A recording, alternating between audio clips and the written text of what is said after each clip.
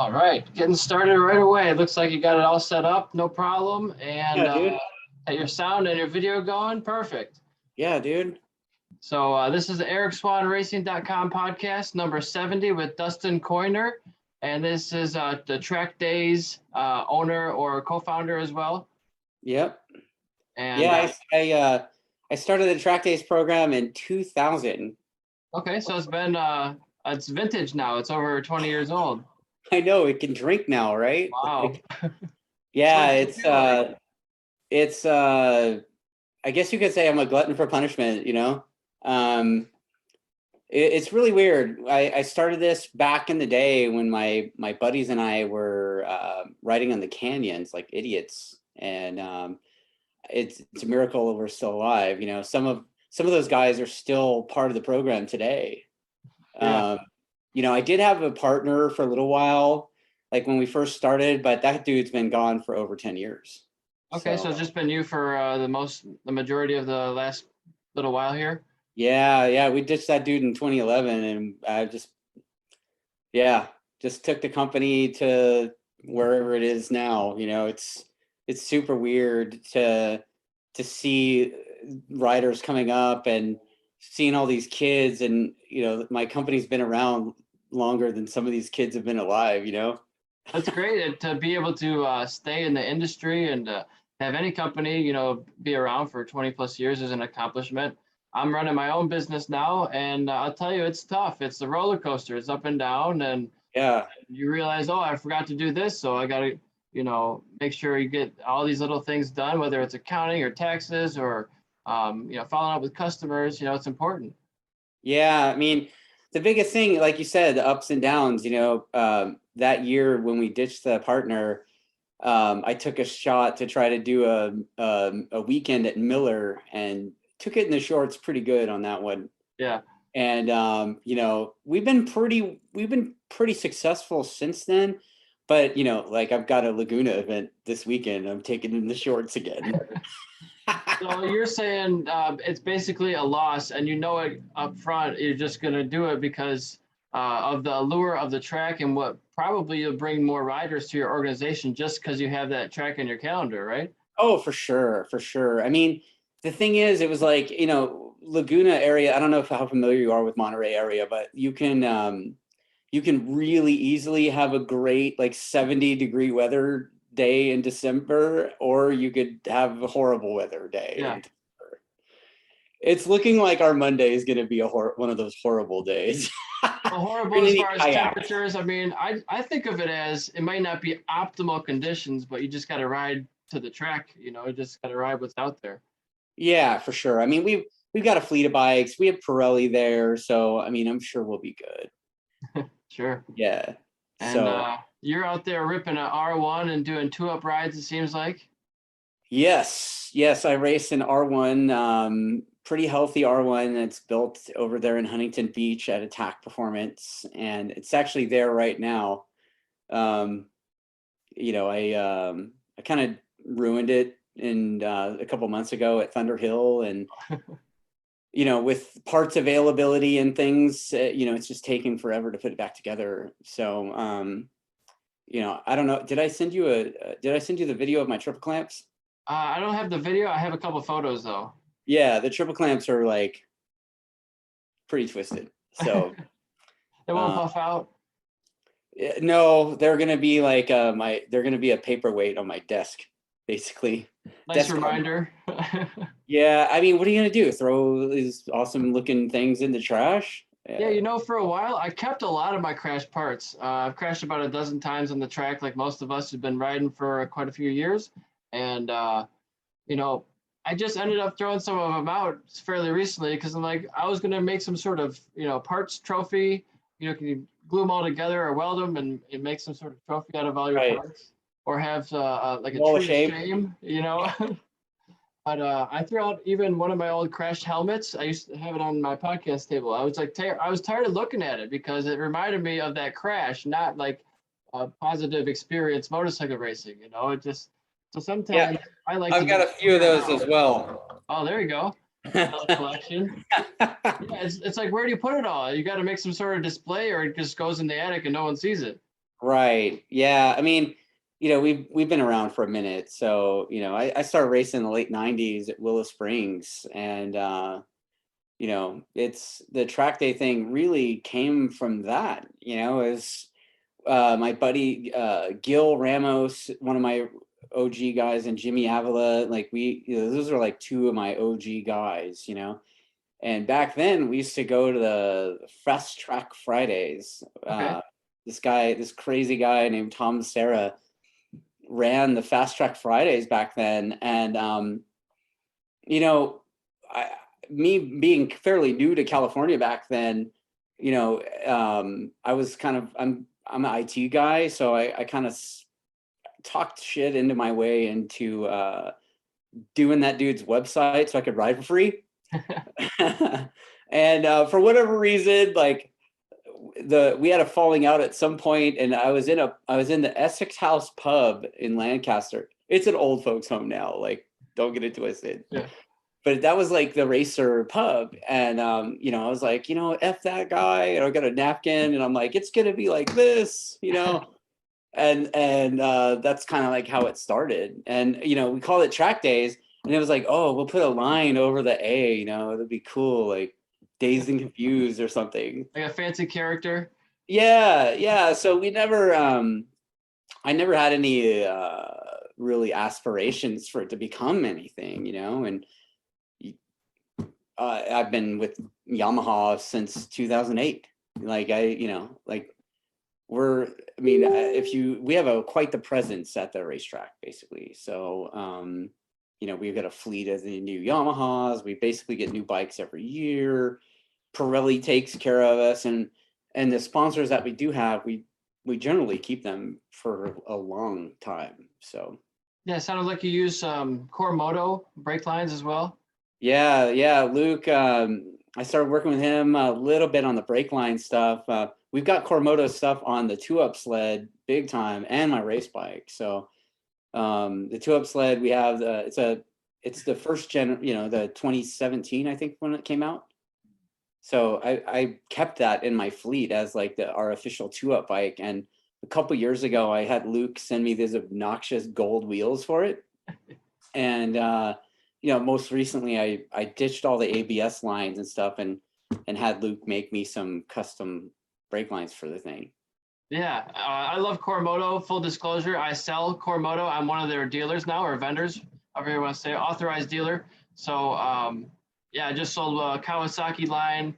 I think going out to New Hampshire today, an orange line. So you can get whatever color fittings you want. The biggest problem with selling it is there's like 1,000 combinations for every brake line possible. So oh, dude, when we were I had to go back and forth with Joseph at Attack, and yeah, he wanted to strangle me because I'm like, dude, I don't know what that means. Just handle it, dude. I don't. And we finally got the measurements correct, because they're like, if you don't get those banjo angles correct, like the line's not going to fit, for sure. Yeah. And if you're doing a custom application, a guy was asking me, I need a 32-inch line. What is the stock length? I have no idea what the stock length is. If you order the stock length, we'll give you the right thing for your bike. So I asked Moto, and they said, we don't disclose the information because it's like, they've done all the work to get that information, and if another vendor is trying to do the same thing, it's like they would have to do their own R&D. They don't want to just give it away. Yeah. I get that. Yeah, I mean, it's really funny you said inches. I'm like, dude, these are sport bikes, right? Like, right. We don't measure like at the race shop. Millimeters, or everything's millimeters, centimeters, whatever. Yeah, everything's metric at Attack. So, you start throwing out inches, and you'll get Richard will slap you. Yeah, you always have to convert over to the metric stuff for the sport bikes. Yeah. Is car racing like that? Is it car racing all metric? I have no idea. I don't race cars. Yeah, I'm just wondering, curious. Yeah, I'm sure some of them are. I mean, the ones that aren't NASCAR. Right. I really don't know. I would imagine so. I mean, it's even like as far as if you look at the data acquisition stuff, Richard's using bar for brake pressure. Pressure, yeah. He's not using PSI. Right. It's a good idea too. Like, I wish instead of just Fahrenheit, they would all have a secondary number next to it, because you get used to it. You wouldn't have to think about it anymore. You're like, oh, well, that's 30 Celsius or something. Well, the thing is, when you're using it all the time, and for your application, you don't really think about it. You just know what you need, with that window that you need to be in, right? Yeah, it just becomes second nature. If you're trying to do a math conversion while you're riding, that's kind of silly. Probably not gonna work, right? Yeah. Sometimes though, like if I'm on a run or something, I'll try to calculate in my head. Well, how many miles is left, and what percentage is that? Because I got nothing else to think about, and like try to keep my mind busy, like just doing some stupid math, like while I'm running, trying to figure out how much do I have to keep going. Stupid math. Yeah. Yeah, But, I mean, well, there's your problem right there. You're running. Yeah. Right. I'm not a huge runner, but I think it's good for your feet and your ankles and just keeping everything strong. Because I've been doing hot yoga a lot lately, and I've noticed I haven't been running a lot, and my ankles feel weaker. So, so yesterday I went to Orange Theory fitness class and did some running, rowing, and weights, and just trying to get back into it a little bit. Man, if you stop exercising for X amount of time, it loses your endurance so quickly. You got to keep up with it.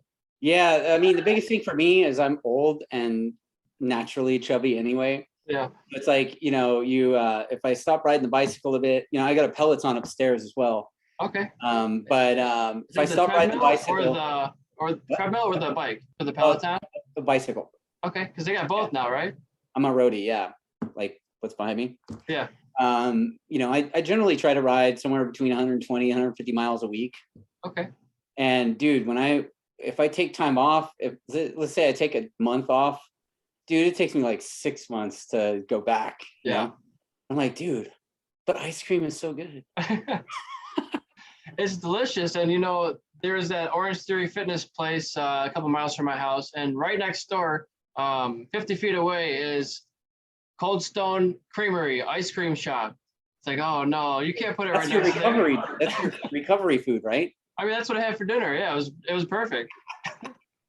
Yeah, I was on a ride with a buddy a few years ago, and we stopped, and he busts out of his back pocket like a dad's root beer. I was like, what are you doing, dude? Like, I just need some sugar. Got to refuel. Yeah, one of my guys actually, I took him on a ride. There's a ride we do from the race shop, and it's like about 40 miles. It takes you through the Back Bay Loop, through Newport Loop. It's not that big a deal on PCH. And the dude stopped at Dairy Queen. He called me up. He's like, yeah, man, I had to get a Blizzard. I'm like, yeah. Yeah, man. Yeah. I hope everybody heard that. It was kind of breaking up on my end a little bit. It says there might be some audio disturbances, but we'll keep going. I can always cut it later if we lose some. Yeah, I could hear you just fine. It was just kind of like I could hear like this clicking sound in the background for you. Yeah, it looks like it's okay now. But yeah, man. So I wanted to talk about a little bit. When you started, there's probably not a whole lot of track day organizations around that you could go to. It was only racing, or you didn't ride on the racetrack. Is how I come to understand it. That's pretty correct. I mean, when I started, there was like that, like I said, the Fast Track Fridays, and then you could do New Racer School and go racing, or you could do like Superbike School, and I don't know. There was a guy at Laguna, Dennis Piccolo, had something. I can't remember, DP Safety School or something like that. And Reggie Pridmore had one. Those of you who don't know, that's Jason Pridmore's dad. Like, okay. Jason, I went to Reggie's school, and Jason was an instructor for his dad. And maybe a couple weeks before the school, Jason crashed at like Phoenix or something, broke his leg, so he couldn't instruct that weekend. Yeah. So, but yeah, other than that, like you had to go racing basically to get track time. And now it seems like there's a track day every day almost somewhere. There is, really, around the world. I've become a track marshal, a corner worker for flagging and control. Flagging and communication for race control. So I've been doing that this year at 8 events. Okay. And Wero, CCS, Moto America, and traveling all around to Florida, Alabama, and mostly the Midwest, though, around Michigan. And yeah, there's a track day pretty much every single day at every track you go to because, and actually they make most of their money during the week because there's more days during the week and you only have 2 days on the weekend. Right. Sounds counterintuitive. You're thinking everybody's at the track at the weekend, but I mean, like Porsche and Chevy and all these different manufacturers and race teams rent tracks all the time for private testing, Right. or like sports car days or track days Yeah. now. Yeah, absolutely. So I mean, I think it's a little bit different out here because California is you guys have what they call a riding season, we do, right? yeah. Yeah, we don't all year is a riding season here. Oh yeah, it stops around maybe October and starts maybe I don't know, April or earlier. I mean, you can still be on the racetrack, but it might snow. You know, Yeah. there was a time in I think it was April or early May it snowed in Michigan. I'm like, this is ridiculous. I put, a different coolant in my bike to store it in a garage that's not heated. It's a detached garage. So then you got to put regular coolant in it so your cases don't expand and your lines don't blow and all that stuff. So I put water and water in it going to the racetrack, and then it's a blizzard by the time I'm at the racetrack. It's like, well, that's not good. Now I'm worried about my bike again. Yeah, we don't deal with any of that here. I mean, I think the biggest thing is that we never stop. I mean, it's like there's stuff going on January through December every year. And this area, this state it's a pretty humongous state, but I mean, within a quote unquote reasonable distance, we've got Thunderhill, we got Sonoma, we got Button Willow, Laguna Seca, obviously, Willow Springs, Streets of Willow, Fontana, Chuckwalla, like and then also you want to get really crazy, you can go to Vegas too, right? Yeah. So I mean that's like 10 tracks within 8-hour drive. So Not too bad. and most of them, if you're in Northern California, typically, like most people get to their local tracks, like there's at least three tracks within 3 hours. Like Yeah. I can get to Button Willow right now. I get to Button Willow in like an hour and a half. Like that's Yeah. nothing. Willow Springs, I haven't been there in a long time. We're gonna race there next year, but dude, that Willow Springs 20 minutes from my house. Yeah. So we're kind of in this unique bubble type of situation here that you guys, I see guys posting up like, oh, this winter I'm gonna do da da da da to my bike, and I'm like, dude, we don't do anything but ride ours here. A lot of guys will switch over to the ice racing when the lakes freeze over and they put studs on their tires and all that and go rip on there for a while and learn a new little skill on the ice. Yeah. I mean, we like to watch winter from the comfort of our Southern California TV. Yeah, not doing the ice thing, man. That's out of control. Like I've seen it, and going all the way back to watching the old On Any Sunday movie. The ice racing thing. It's really cool to watch, but yeah, I don't like the cold. I'm a total puss when it comes to the cold. I definitely prefer the warmth. I was born in Michigan. I lived here my whole life, but I can't wait to move out of state. That is my goal. But right now, my funds can't fund a full season of racing and riding. So hoping my business sells enough that I can do that in the future here. Yeah. So I mean, I see a bunch of trophies and plaques and stuff on the wall. I guess what class do you race in? So I raced from 2011 to 2015. I did novice wearer the first year and then did expert the remaining years, and got my pro license for Moto America Super Sport 600 class in 2015. Kind of ran out of money for road racing, but I always did the 600 class, and then I switched over to mountain bike, foot racing, go-kart racing. Did a car track day and a bunch of supermoto track days this year, and now getting into being a track marshal. So trying to stay in the sport as much as I can, and I sell 35 brands of parts, mostly motorsports, modified sport bike parts, race parts, some mountain bike parts, a little bit of motocross, and now some car racing parts as well. So little bit of everything. My biggest problem is I have access to all these parts, but only a small percentage is listed so far. So, Yeah. so you gotta either email me to get them, the other ones, but I'm working on it full time right now, just trying to. Right now, I'm working on QuickBooks and accounting and trying to get all my, billing it up to date because the tax season's coming around, and I want to have everything done by, the first of the year. That's like I'm a total slacker with that. Like my tax lady hates me. Yeah. I'm horrible about that stuff. But as far as us, I mean, we just do the track days thing, I mean, there's a few things that I sell, Yoshimura pipes, that kind of stuff. Yeah. Basically everything that Attack sells, I sell. So, Nice. And I bring a lot of that stuff with me to the races too. So if somebody breaks something or whatever, I could sell it to them. Or if they're showing up to race for the first time, they don't have a brake lever guard or something, I could sell them a brake lever guard, Yeah. So, but that's not our primary business. Our primary business is just doing the track thing, Sure. Yeah, that's a whole business within itself, I'm sure.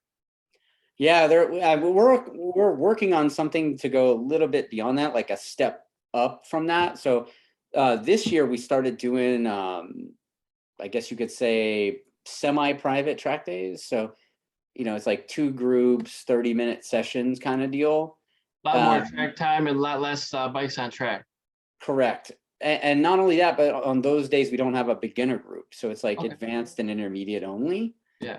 And for those days, we've kind of been encouraging some of the big name coaches to come out and do their thing. So, a rider can sign up with us and then pay, named guy, Josh Hayes, Josh Heron, Bobby Fong, Zig Zimke, those guys to coach them one-on-one for the day.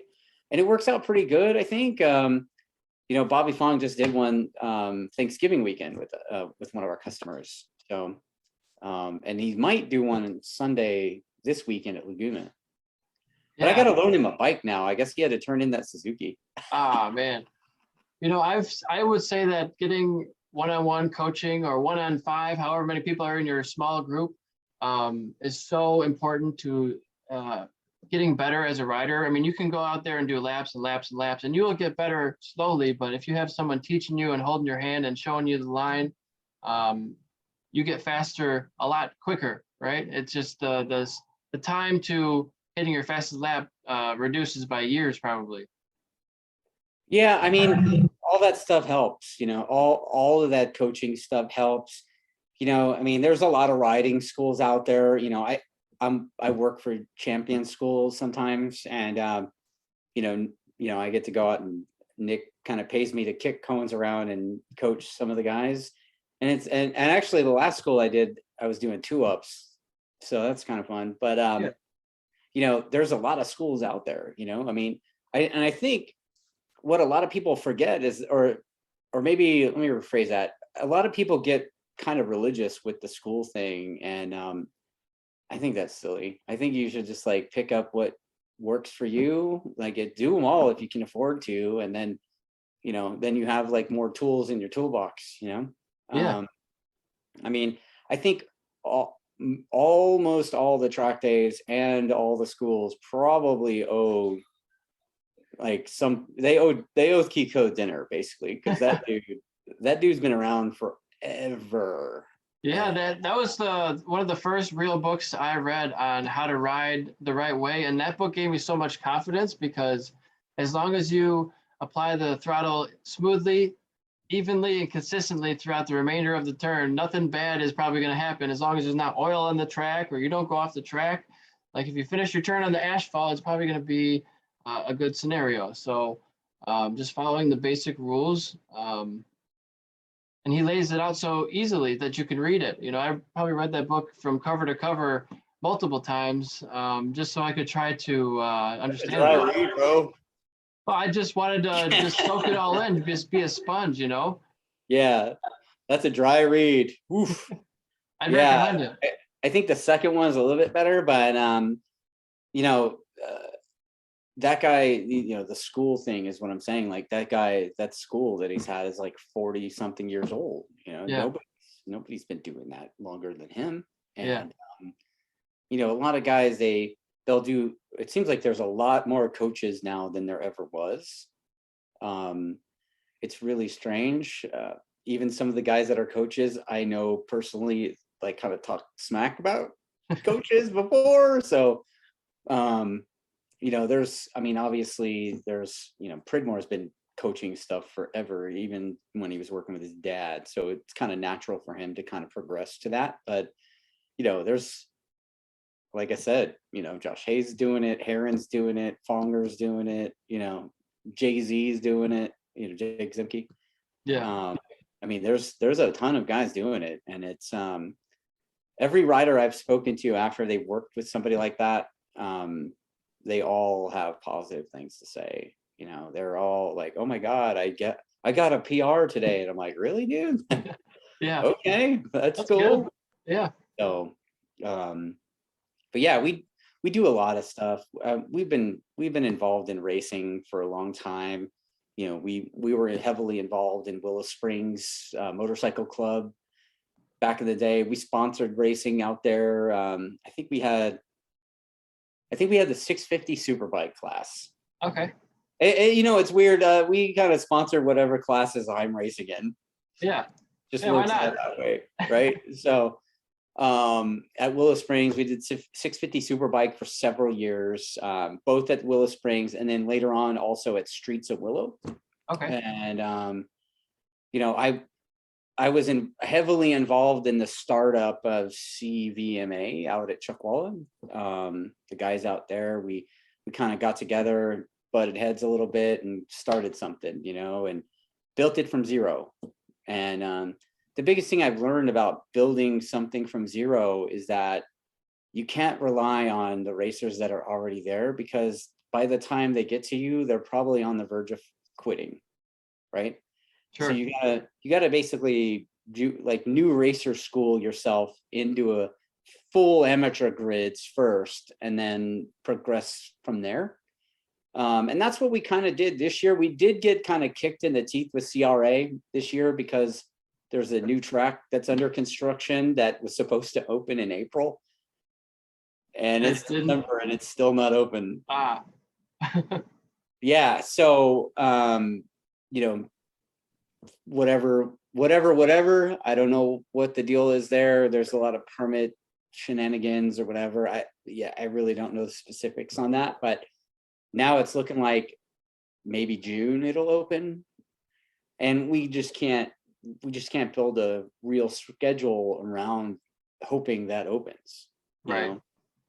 So, but you know, with the CRA, we did have a couple of rounds this year. I would say it was a building year, and I think 2022 will also be a building year for us. We have 4 rounds.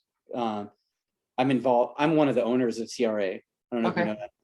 Yeah, so there's currently 3 partners. As of January 1, there will be a 4th, and we're racing. We're not the one track wonders, so we're racing at Buttonwillow in multiple configurations. So that's basically 2 tracks right there. We're racing at Laguna Seca. Ooh. And then we're racing at Willow Springs. So some big names, big tracks. Yeah, man. And you know, I mean, I was talking to some friend today, and it's like, dude, I haven't raced there in over 10 years. I was like, me neither. That'd be awesome. Cool. Let's do it. There's talk that we might do a 4-hour race there or something. Endurance race. Yeah, dude. Like, I might as well, you know. You have bikes to rent? There's a couple guys that do rental bikes. I don't do the rental bike thing. Okay. Those bikes that are for your staff, those Yamahas? Yeah, those are our staff bikes. Okay, I didn't know if they were rental fleet bikes or how that works. Nah, that there's a liability with, like, if somebody stacks an R1, dude, like that's just a bad day. Yeah. You know.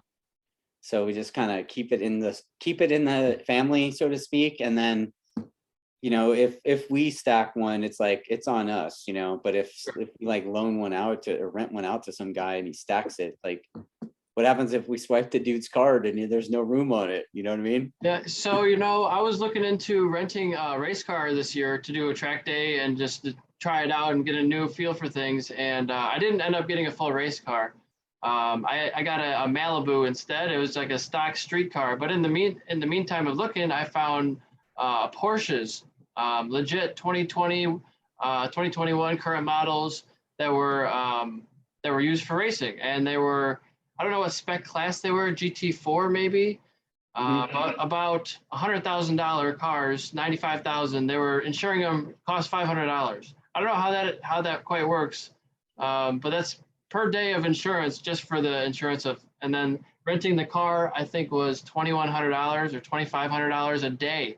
So you're paying $3,000 to rent a Porsche for a day on the racetrack.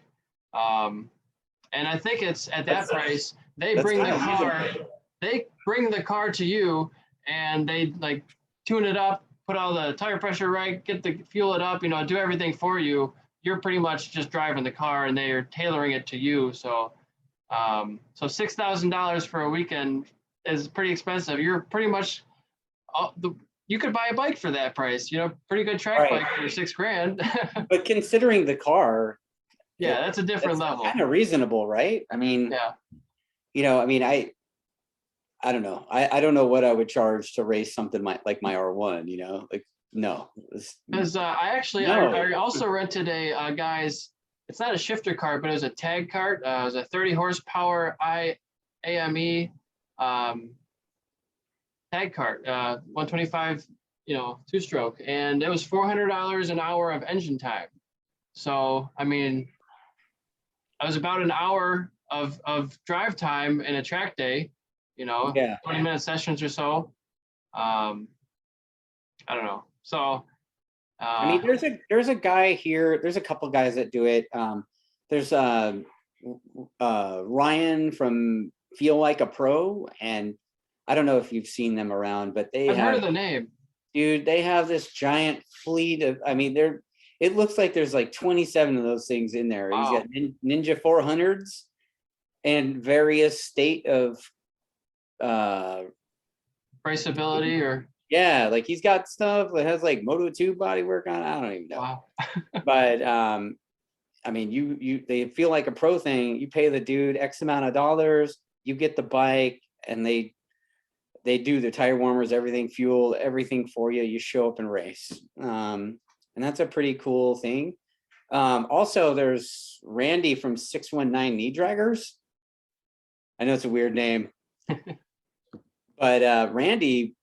He's got a fleet of bikes too. I think he's got a couple R6s and like I want to say a GSXR 1000 or a 7. I don't know. He's got a fleet of bikes with ugly paint jobs on them, but they're legit. And I think those are like, I don't know, under a G to rent for the day, and it includes your tires and everything. So there's a couple guys doing that kind of stuff. Yeah. It's pretty cool. It's kind of cool.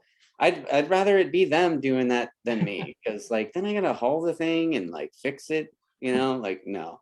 Yeah, I mean, if you're doing it as a business, I think you could make money at it. I don't know how much a demand there is for it, but like I'm kind of interested because I don't have a motorcycle anymore. I sold all my bikes, and I bought a really expensive mountain bike. That's pretty much as expensive as some motorcycles out there. Yeah. And I would like to go back and do a track day or two. And my buddy, a couple of friends have said, you can ride my bike. I trust you. Dude, this makes me nervous, right? Those are the worst words ever, right? Like, dude, ride my bike. No, dude. Like 2003, I had a guy, one of our customers, this guy, his nickname was Rhino. Okay. And he was kind of this burly old dude with a beard and everything. Like he had a beard like down to here, Yeah. And he had this super trick RC51 thing that was like Dimag wheels. The tail section was autographed from Colin Edwards after the World Championship, And I sold my GSXR 750, and we had a track day coming up. He's like, dude, don't even worry about it. Just come get my bike. I'm like, are you sure, dude? He's like, no, don't even worry about it, man. Just come get it. No problem. Dude, that was the worst mistake in my life. Really? Oh my God, dude. Like we're riding around at Button Willow, and I kind of tucked the front on the curbing and the bus stop turn, easy little low side. Then it ramped the curb and did the, did the 360s. Yeah, dude. And that was it. That was a lesson. I kept the gas tank from the thing for years after that. Dude, just as a reminder, you know, when I go to the garage, it's like, yep, not borrowing that dude's bike, you know. You never know. I mean, you could total it. It's definitely possible. It's not likely. Depends how hard you're pushing, but anybody can crash from a stupid mistake. Just hit a curve the wrong way, or like I always say, like it doesn't matter how good you are. It's not a factor. It just sometimes you crash. Shit happens. Yeah. Right. But if you're gonna borrow your buddy's bike, shit happens. You better be willing to get the checkbook out. You know what I mean? For sure. Yeah, you gotta do right. Or you could be like a total scumbag and just say, hey, dude, you're a team owner, right? Be a good team player. Yeah, you're the team owner. It's your problem. Yeah. It's just not going to work, you know? Right. You know, I was fortunate enough to borrow 3 different bikes from my friend this year for Supermoto. It's a little less high stakes than riding a R6 or an R1 on a big bike, but either way, I did crash it 3 times, and there was no damage. And I came back into the pits. I was like, "Oh, I'm so sorry. You know, I crashed your bike twice in the dirt and once on the pavement after the dirt section." And he's like, "Where? I don't see any marks anywhere. Like, there's what mark? Where'd you put a scratch? Like, it's fine to go back out." Yeah, that's the thing about Supermotos. Whoa, little reflect, little reverb there. The thing about the Supermotos, man, like those things, they definitely take a beating. You know, I've got one of those as well. Yeah,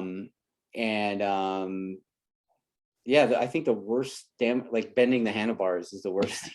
Yeah. I think I have to replace the handlebars right now, but I'm working on fixing the dent in the rear wheel. Okay. There's like this weird curbing at Apex. It's like this go-kart track kind of by Riverside.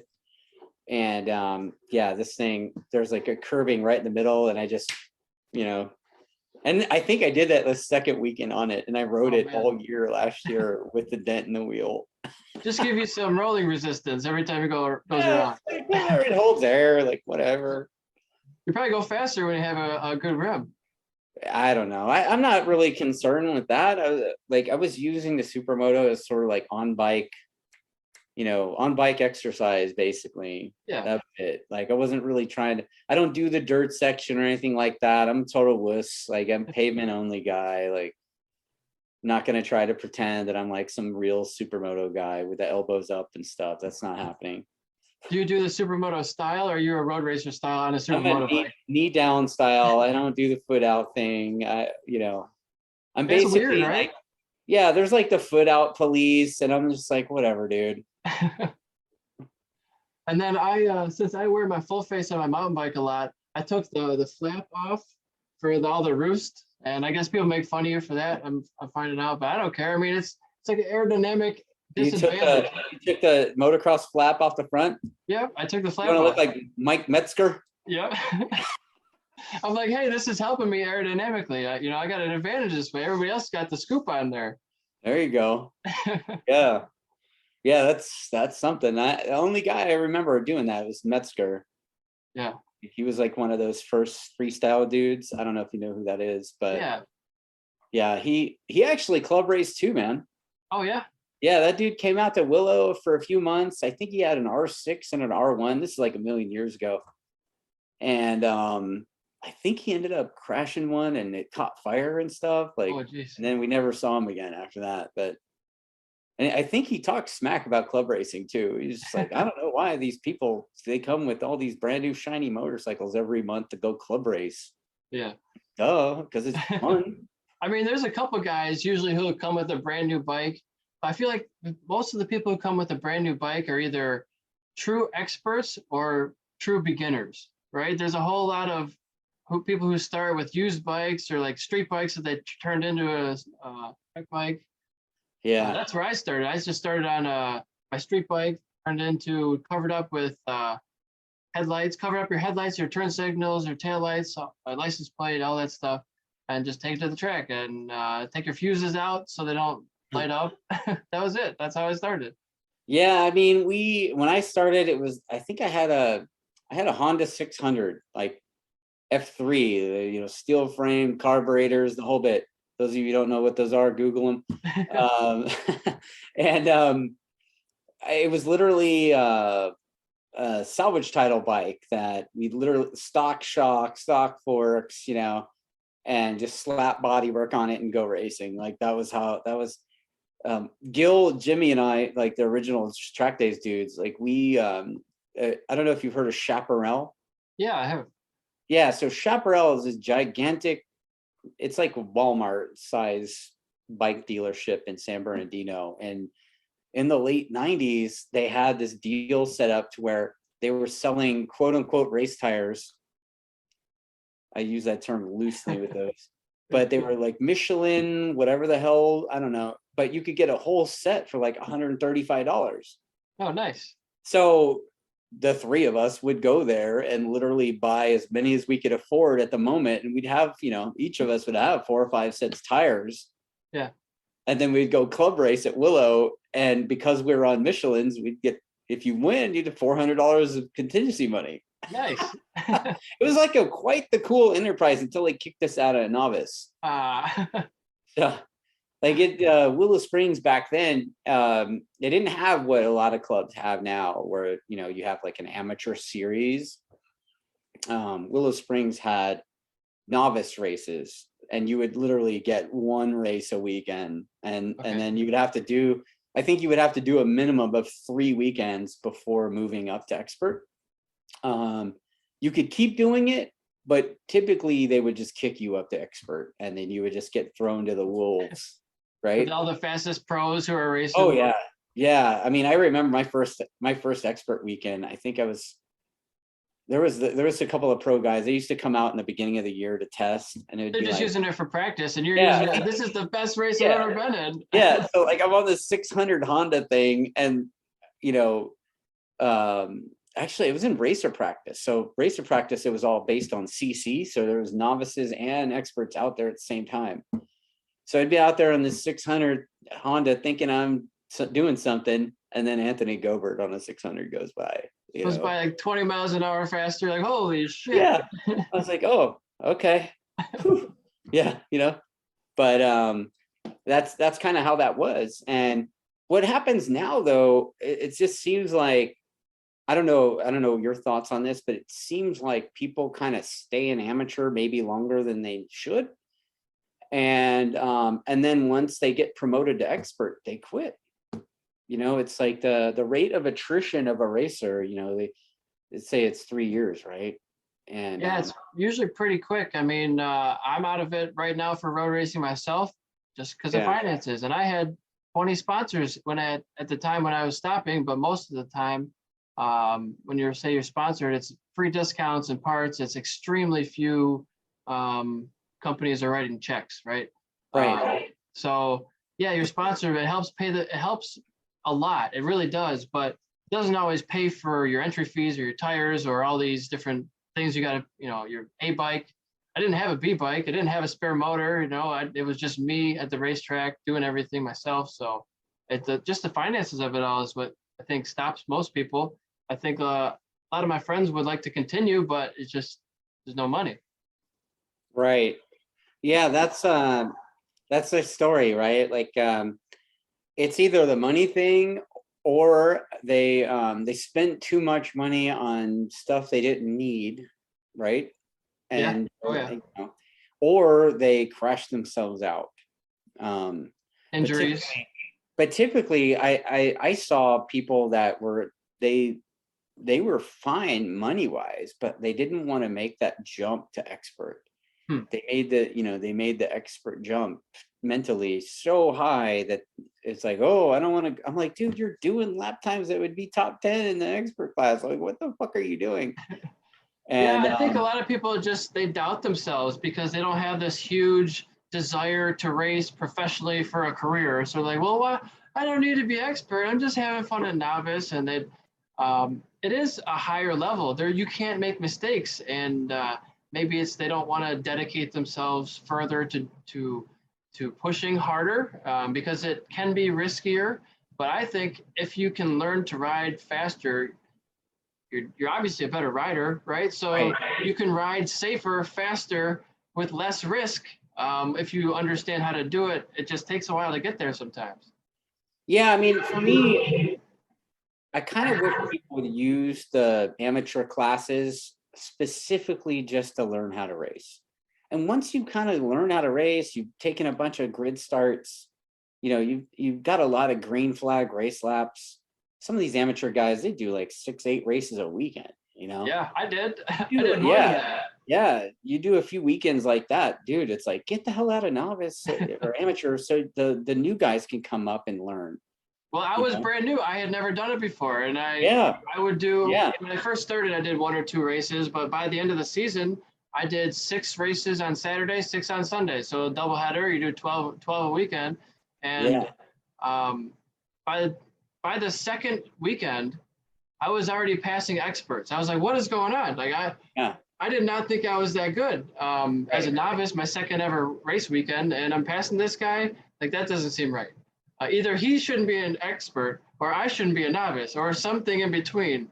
Right. Yeah. I mean, we've talked about that with the CRA guys. You know, we have like a team meeting that we do, and it's like, dude, how do we make that middle ground somehow? Like, I mean, you're not like kick you out, like probational expert. I don't know what you want to call it, but There it's shouldn't be some people who are novice pace who have been racing for 10 years. Some of them shouldn't be expert. oh, I completely agree with that too. But also the thing is, like, if you've taken those green flag starts and you're, you know, you're smooth and predictable and you're doing a reasonable lap time, like that's, you know, you don't want to get into the trap where when you're racing that you don't want to race expert unless you can finish top 3. Like that's just No. like and that's what a lot of people's mindset is. Like, oh, I could stay here and win or top 3, or I could go to expert and finish top 10.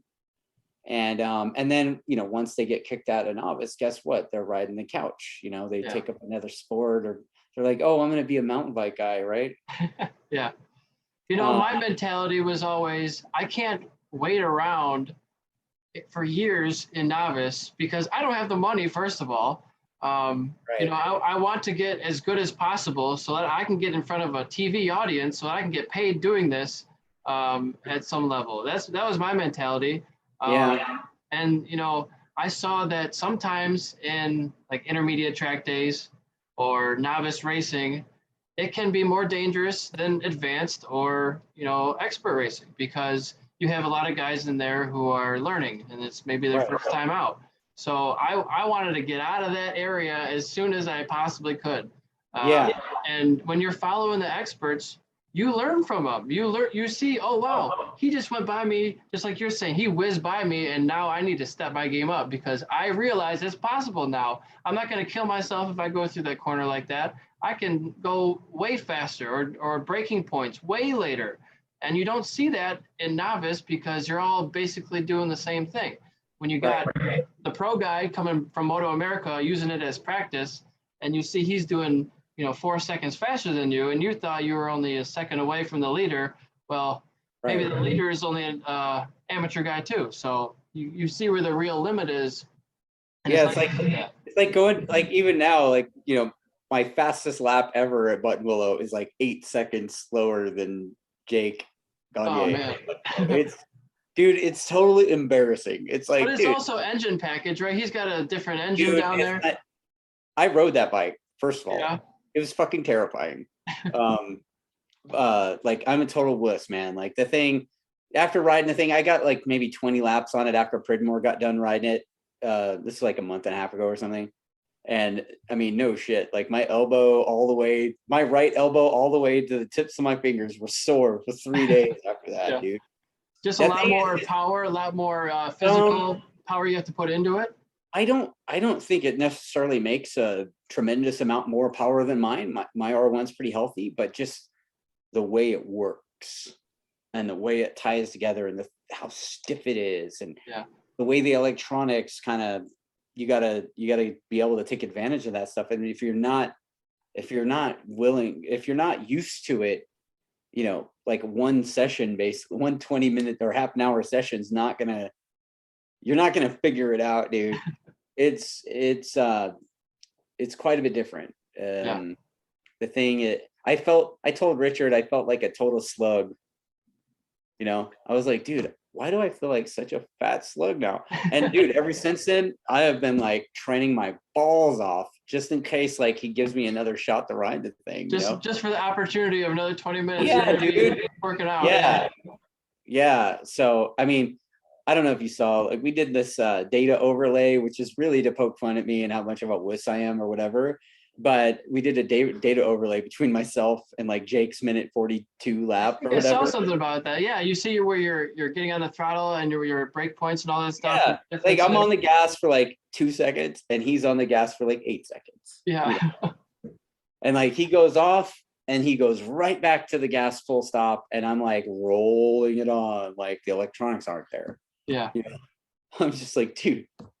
Yeah. He's also been on this bike for how many years, you know, and it doesn't even matter. It doesn't even matter. Like he's like tuned in. He's like one with the machine, you know? Yeah. And those guys at the top, that's what they are. They gotta be to be, if you want to beat a guy like Jake, you gotta be there, you know? And I'm a club racer and I'm gonna never admit, and like I have no aspirations beyond being like a club racer guy, grassroots guy, you know? Yeah, but you still did an incredible amount for the sport. I mean, you're getting people into the sport, you're hosting track days and stuff, and that's incredible, man. I gotta commend you for that. Yeah, we try to. I mean, I think we graduated like 20 new racers this past that Thanksgiving weekend. So I look at that as all those guys are. There's so many people. There's like this saying that I guess pulled out of my ass or something, but like it's like, man, there's just so many racers out there right now. They just don't know it yet. Yeah, I think so. Yeah. And you know, obviously, me being a racer, I try to introduce all my friends and people, acquaintances to it. And it's very rare that someone says, I don't like this. A lot of people say I don't like NASCAR and ovals, and that's fine. I understand that. But when you get into road racing with right turns, left turns, you know, uphill elevation, downhill braking zones, whatnot, it gets a lot more interesting. And most people say they like it. Most people enjoy it. They just aren't introduced to it or see it on a regular basis. Like it's not on cable TV. You know, it's not in their face. It's all stick and ball sports. So how do you normally find new people to become these new racers? Where's your pool of people? Wow, that's an interesting subject. You know, I mean, we have a lot of guys at our track day. You know, we start in the beginner group, right? Like they've never been to the track before, and what a lot of my competitors, I guess you could say, want to do is kind of coddle them forever and just kind of hoard them to be like permanent track day dudes that never make it past B group or whatever. And when they ride with us, we basically, from the jump, we show them a clear path to club racing. And some people take that path and some people don't. And if they don't, that's totally fine. But I think showing them the path and kind of steering people in the direction of racing, I think that helps with the pool a bit. Does that make sense? Yeah, for sure.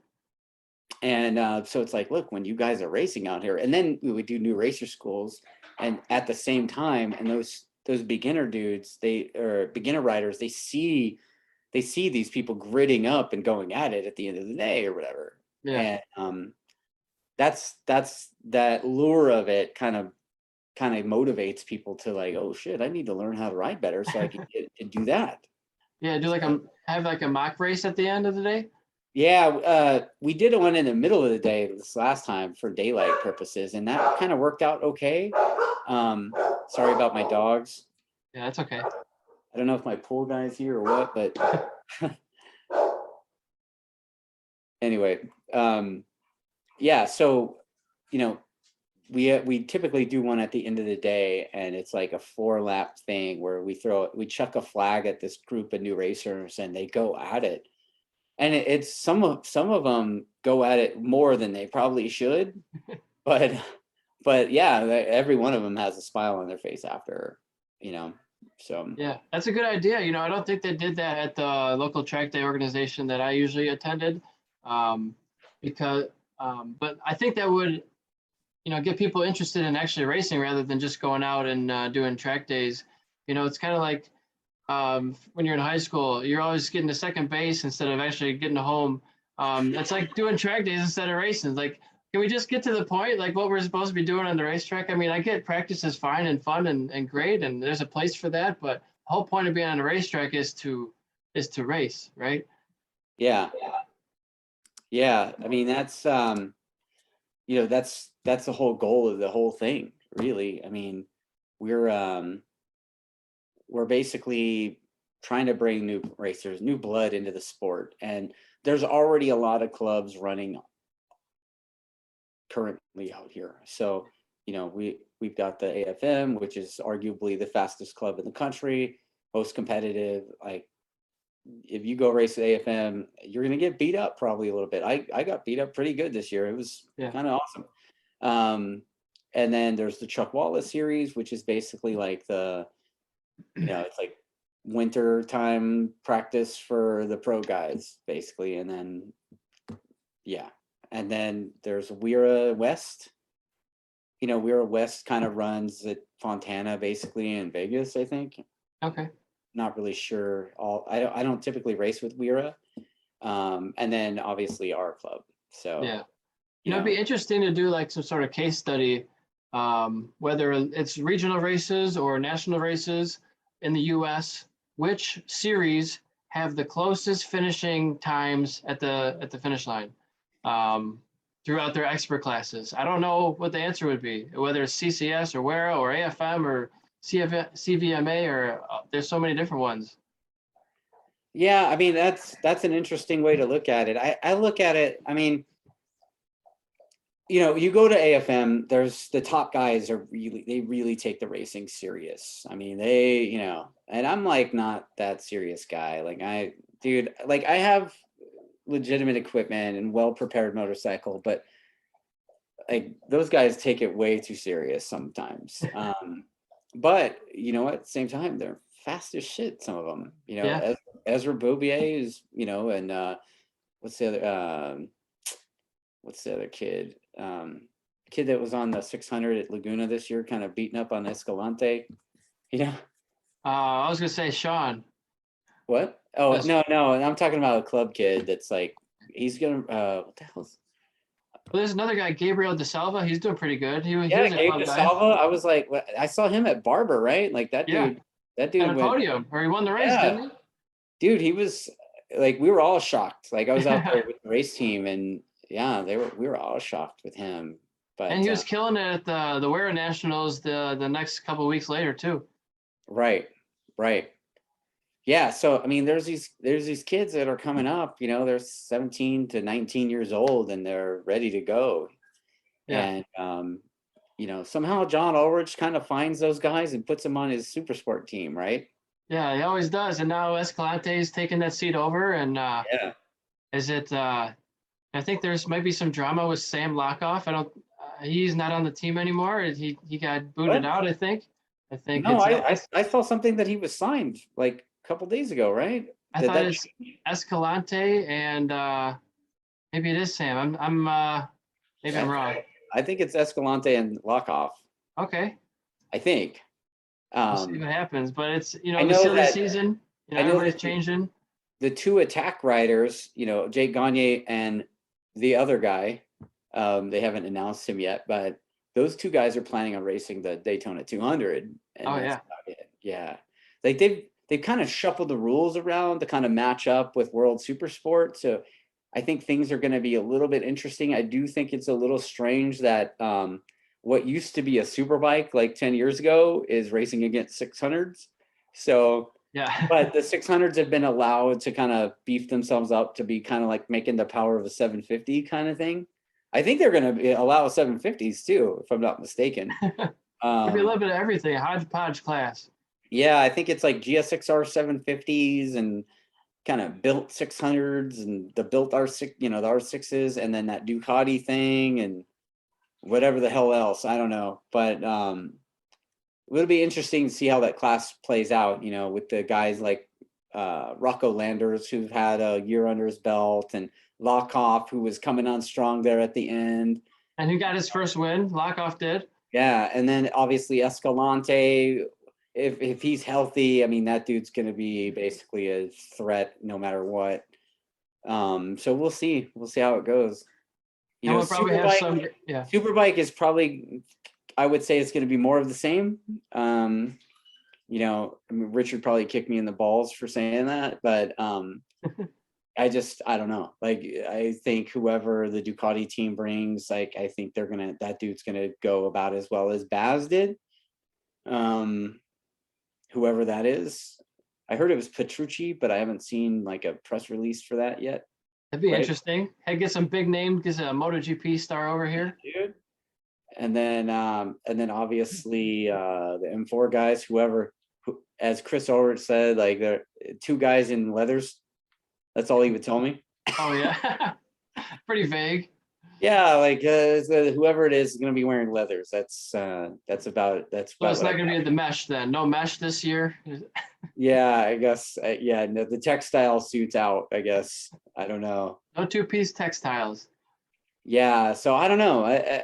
Superbike will be Superbike. You know, I mean, I think if you're racing in Superbike and you want to win, you better come ready, because I can guarantee you that the guys in blue are going to be ready. Yeah. You know.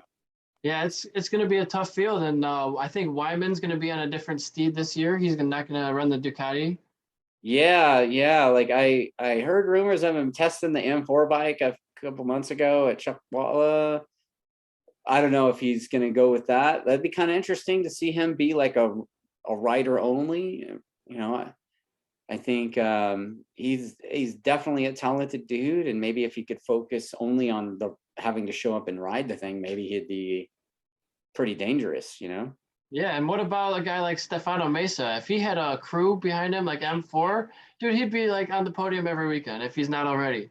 Dude, that guy is a beast. Like, privateer, back of the truck kind of rock star. Like, that's like the old school shit, man. Like, Yeah, man. I really have a ton of respect for him. So, yeah. Yeah, for sure. He's an up and comer. I had the misfortune of picking him up at Barber in turn 14 in the rain at the massive pour down that we had. It was more like a monsoon. I've never been outside that long in the rain on purpose before. Where was that? It was at Barber. I was at Barber, man. Yeah, it was downpour. Yeah, they were. Oh no, actually no. Yeah, I was at Barber. Yeah, the kayak racing. Yeah, basically. Yeah, dude. Yeah, that I hung out under the tent most of the weekend, man. Friday was good. You know, got to walk around, do the museum thing, and it was pretty nice. Hiked around that whole trail. You know, Barber's, dude. It's beautiful. Yeah, it's like I've never been to a racetrack that's like that before. So, you know, going out there and seeing like Bigfoot, you know, The Maid in the Mist, or the Lady in the river, the lake. Yeah, like you cross the bridge from the museum and like you make that turn and there's like a Bigfoot there. It was like, what? Yeah, This is insane. there's so many hidden pieces of art. Yeah, all these like weird trails, and then the bridges that you could see through. That place is amazing. And then obviously you spend like a day or at least in that museum. Yeah, And everybody there is super friendly, like world Mormon class. friendly, you know, Yeah. like super friendly, like overly friendly, like, hey, come check this out. I think you might have missed this, you know? Yeah. So like that kind of stuff is really cool. And then the rest of the weekend, it was like we were swimming. Yeah. Yeah, it's pretty wet. That's for sure. But it brings out different talents. It brings out the guys who might have been maybe mid-pack or maybe fighting for top fives, maybe even higher. So you get to see guys like Gabriel De Silva. Obviously has a tremendous skill. Alejandro Thermiotis. Yeah. Right. Yeah. So I mean, you got to see guys like that shine with the rain kind of being somewhat of an equalizer. Obviously when the weather was like that, you see a guy like Cam Peterson get a W, in Superbike. So I mean that kind of tells you a lot. Like I was actually part of the switch to Heron for slicks. Unfortunately, I don't know if you heard about that. Oh yeah, I heard it from the corner. I heard, oh, his electronics sound like something's wrong with his electronics. It wasn't anything wrong. It was just his tire. He was on a slick tire, and it was hydroplaning everywhere and spinning up. So there was ABS kicking on, or not ABS, but traction. Before they went out, I guess they were on the warm up lap, and they made the call because it looked like there was a dry spot forming, and it could have been amazing if it stayed that way, but it unfortunately didn't. And Richard comes, he's like, "Here, help me with this," and he like grabs the wheel off the rack and was like, "Take this out to Herod." I'm like, "Where is he? I don't even know where he is." And I'm like running out there with no gloves, tire warmers burning my hands, like. So it was kind of awesome, but at the same time, I was like, "Dude, like I brought that slick out there." It wasn't your fault. You were just following directions. I was just doing what I was told, man. You can't tell him no. Hanging out. I was just there hanging out, but like I had a pit shirt on, so guess what? Yeah, you're working for him now for a few minutes. Yeah. So that was kind of fun. Yeah, that's pretty cool. Yeah. So tell me about your upcoming plans for this next season. It's already December, but I'm sure you're still riding, of course, out there. Yeah, I mean we're going to Laguna this weekend, and then we've got a couple of track days in February. We have February 10th is one of those semi-private deals with the 2 groups, 30-minute session, 30 riders max per group. Those things are epic. And then on a 2-mile track. Say that again. And a 2-mile track, so you got 30 people over 2 miles. No, dude, it's like 2.8 miles. Oh wow, even bigger. Yeah. And then on Friday is like a regular track days event, ABC, with a new racer school. And then Saturday, Sunday is round 1 of CRA. So okay. Yeah, the CRA thing's kind of weird too, because we're like, yeah, dude, like, MRA, there's like the mountain racing, whatever. And we're like, yeah, let's just call it the California Road Race Association. We're like, yeah, we Googled it, we didn't see it.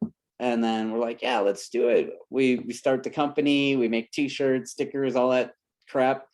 And then as soon as we post it, there was these guys from Minnesota that were like, what the hell, man? We've been around for how? I'm like, sorry, bro. Like, but there was a couple guys that were pretty butthurt about it, and a lot of people are pretty good sports about it. So I was like, look, the difference between it, there's no way somebody wanting to race with you guys is going to mistakenly sign up for us. Like, right, go and just drive to the wrong state. It's just never going to happen. and I was like, look, the difference between us is that for us it's cold when it's below 40. And for you, it's cold when it's 40 below. Like, that's right. And when I went to the Brainerd test earlier this year with the boys, and I got to ride the R7 thing, I met a bunch of those CRA guys, and I actually gave a couple of them hats and t-shirts and stuff. And that was kind of funny. They're like, oh, cool, CRA. Right. Yeah. And so the people I met in person were pretty cool about it. The only people I saw that were heated about it were people on the internet that had never met me. So yeah, I actually heard some corner workers talking smack about it. I was like, who cares? Like, why do you care so much? Like, does this really affect you? Probably not. It's just fun to have drama, I guess. Yeah, like, oh, you disrespectful California people. And I'm like, what, dude? Yeah. If anything, it'd probably be a smart idea because there's already some internet words out there and marketing and branding behind it, which would help you, right? Kind of. Yeah, I mean, our logo looks totally different. It says California in the name. I mean, it's just an acronym, not the actual name. Yeah, the acronym. I'm like, dude, if you look up acronym CRA, there's like a million things that are CRA. Yeah, for sure. You can't get around that. Canadian rectal, whatever. I was like, what? Yeah. So, we just rolled with it. We're like, we just made the t-shirts already. You should put an asterisk or some sort of funny character in the name, just like you do in track days. Yeah, I don't know about all that, dude. Like that's not really my department there, Yeah. But yeah, the race club is, we got the track days thing. We're really busy. We've got stuff all year long, all the way to Thanksgiving weekend again, and then the race thing. We've got basically 4 race weekends at 4 different tracks. And so two of them are at Buttonwillow, but they're different tracks because they're completely different character. Okay. So, About how many weekends a year do you guys have events? well, track days runs typically around 20 to 25 events a year. Okay. So, And go ahead. I'm sorry. and the race weekend, our goal ultimately is to have up to 8. Okay. So we're starting out with 4. We might add a 5th or later in the fall if that second track opens up ever. Hopefully they get that sorted. The layout looks pretty cool. It's got a lot of like man-made elevation change stuff and quite a bit faster than the current track we ride on. So, and they also were able to spend a lot of time prepping the surface prior to laying the pavement. So hopefully, hopefully the cars won't ruin it so quickly. It's not going to get too rippled or rumpled or bumpy too Well, quickly. Buttonwillow, there's a couple of places. I think Buttonwillow, the dirt underneath the racetrack, I mean, it's like the lowest grade dirt known to man kind of thing. It's like the dirt there is almost like ash. So over time, they paved the thing in 1995 originally. So they It's built been the a track while. in 95. So the track kind of shifts. They've repaved it many times. They've had at least 3 repaves since I've been going there since 20 years ago. And yeah, they the dirt shifts or whatever, and then the cars on braking forces just beat the track up, and if you see videos like going through, they call it the off-ramp turn, but like turn 2, there's like sections of concrete in there. Yeah. And man, I wish we didn't have that concrete. Like I've ridden on it without the concrete, and it's awesome. So and I'm learning from being at the track, being a corner marshal, that every track's fees are different. If you go to the local track down the road, that's an hour away. That's not a major Laguna Seca. It might be a reasonable fee. If you go to Daytona, you're going to be looking to shell out a lot of money to rent that track for a day. yeah, I mean, most of the tracks we ride are pretty reasonably priced. I think Fontana, Laguna Seca, and Sonoma, the price elevates quite a bit. Laguna Seca has that weird nonsense about sound restriction. I don't know what the deal is there. We get a lot of hate towards our events for that, and people are like, "Oh, a sound restriction on a track, like we have anything to do with that, right?" So the county of Monterey has the sound restriction nonsense, and I mean, normal days at Laguna Seca, and it's pretty expensive to begin with, are 90 decibels. I mean, I don't know. You can look it up, but like, there's a lot of things that are louder than 90 decibels, like your blender in your house. Oh yeah, right? Yeah. You can scream be louder than 90 decibels. Correct. And so then you pay basically you basically double the rent to get a 105 decibel limit day, which is pretty good. Like for the most part, 105 decibels you can run uncorked for the most part. The last time we had maybe a couple 3 guys get popped. Other than that, like, I mean, on my 2-up sled, I was doing wheelies on the paint next to the sound guy, and I never got popped. So, Yeah. and that thing's pretty loud. But yeah, it's crazy. Like, it's super expensive to do that. But at the same time, the regular tracks that we go to aren't Laguna. Like, they don't have the lure and the history that place has, the corkscrew, legendary, right? So there's some of that nostalgia bucket list. Like, when you talk to riders all over the country, not a single one of them has Buttonwillow on their bucket list, right? Right. They don't have necessarily Willow Springs on their bucket list, but I guarantee you they got Laguna on their. I mean, Willow Springs, I know what you're saying, but Willow Springs is higher up there than you think. I would say. I mean, Willow Springs has a long history too. I mean, like I used to run a lot of events there, and I raced there, and it has a lot of history. And the old man Bill who's long past now, he's passed several years ago, but dude, that guy was a crazy like card playing cowboy guy that, like, I may be mistaken on this, but like I think he won the place in a card game or something. Oh, like in the 50s. Like, the place is insane. And legend. yeah, the Ford versus Ferrari thing definitely brought out a lot of interest into the place, I think. But it's still the same place. Like it's still the same. Like I worked for Yamaha school there, champ school last October, I think, and it was the first time I'd even set foot in the place in like a decade, and it was like a time machine. Like seriously, dude, you roll in and like, oh my god, everything's still the same. Yeah. So It's like this has been here the whole time. dude, yeah, I mean it's like the same old beater, Model T or whatever that is. It's sitting there with the old wooden fence. It's like rotting away. It's been rotting away for 50 years. Yeah.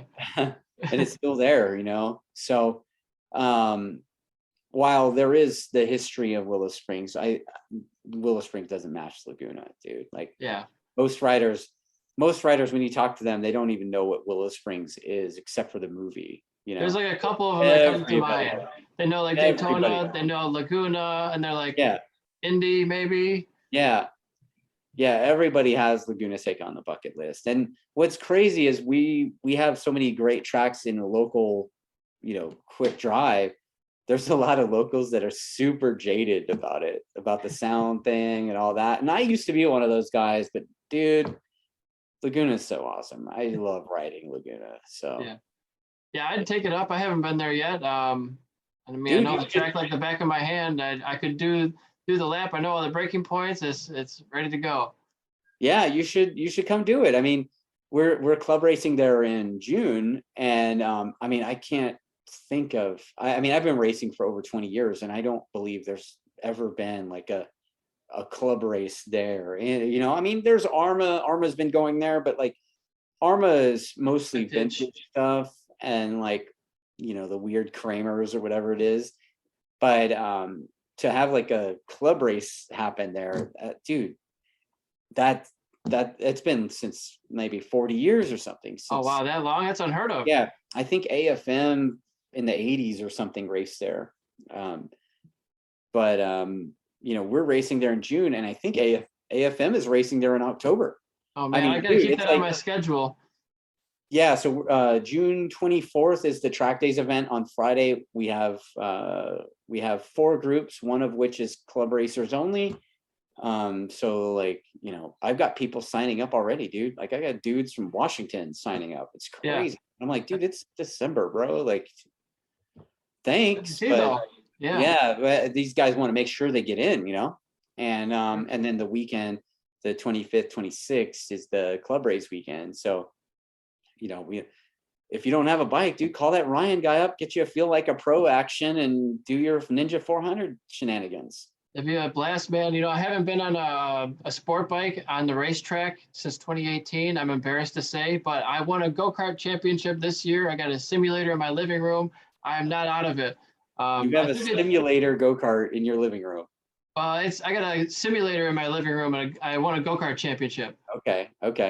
So that's. I'm still right there. It just not the same, bro. Like you need to get on a bike again, dude. Like it's I do. Been long. If I don't know what I would do if I didn't do this. It's tough, man, and so that's why I'm trying to branch out into different things and fulfill that urge, that need that I have inside me that's just not getting fulfilled with mountain biking. I love mountain biking, but for me, it's like a training tool. It's not like a full-on passion of racing. I will never be a world-class mountain bike racer. Probably never be a world-class motorcycle racer either, but at least I could be professional. I think I could be a professional motorcycle racer and do really well, at least in the U.S. International, we'll see. You don't even have to strive to be a professional. It's just fun. I love it. And so club racer is so fun. Like you can go out and you can push your bike to whatever limit you think you have, and you can test the thing. You could really nerd out. All the bikes are super modern now, right? So you can really get crazy with data and stuff, and you can have your own little thing, and it's so much fun to do and participate in. Dude, I can't stop. Like the longest I've ever not raced was maybe 2 years, like after ruining myself and but I mean, dude, that whole 2 years I was like going insane. Yep. So So I'm just trying to have my business, sell enough product that I can fund racing again. And, you know, let me do a quick shout out to some of these brands here before I, okay. so I can maybe get some more sales from this, right? So I can get back Yeah. to the racetrack here. So I got them written down so I don't forget them all on my website here.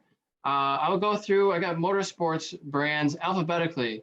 I got about 23, I think it's 24 now, 24 motorcycle part brands. So Akasato, braking parts. I got Akrapovic or Akrapovic, Slovenian exhaust. Bonamici Racing for hard parts.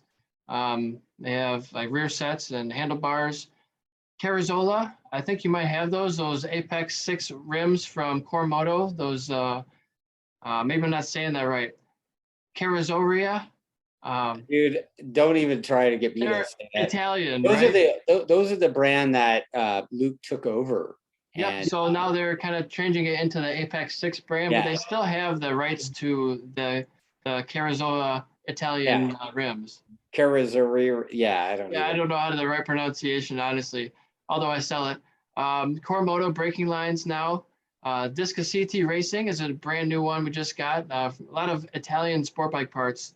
DNA air filters, I think those are from Greece. We have Driven Racing, so a lot of hard parts again.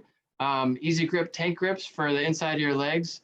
We got the IRC components. So IRC makes quick shifters, auto blippers, everything to help make every shift go faster.